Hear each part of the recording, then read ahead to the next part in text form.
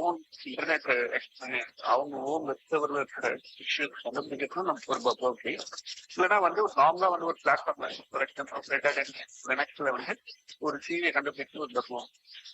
இது இன்ஃபர்மேஷன் தெரிஞ்சுக்கிட்டா என்னால வந்து ஒரு ஆர்கனைசேஷன் வந்து நிறைய ஒரு ஒரு சர்வே பண்ண முடியல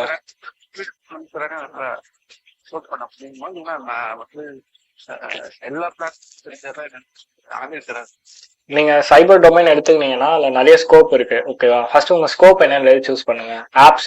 ஆப்செக் இன்னைக்கு ரொம்ப பெரிய எப்படி சொல்றது, டக்குன்னு இண்டஸ்ட்ரியில வளர்ந்த ஒரு ஸ்கோப் சொல்ல. ஏன்னா நீங்க சொல்ற இந்த நெட்வொர்க் செக்யூரிட்டி எவ்வளவு இம்பார்ட்டன்டா நீங்க மேபி வந்து நீங்க எப்போன்னு தெரியல, எப்போ காலேஜ் முடிச்சீங்கன்னு தெரியல, ஒரு 10 years or 7 years பிஃபோர் முடிச்சீங்கன்னா அப்போ நெட்வொர்க் செக்யூரிட்டி தான் ரொம்ப இதுவா இருந்தது. அப்போ ஆப்செக்ன்றது ஒரு பிகினர் லெவல்ல இருந்தது.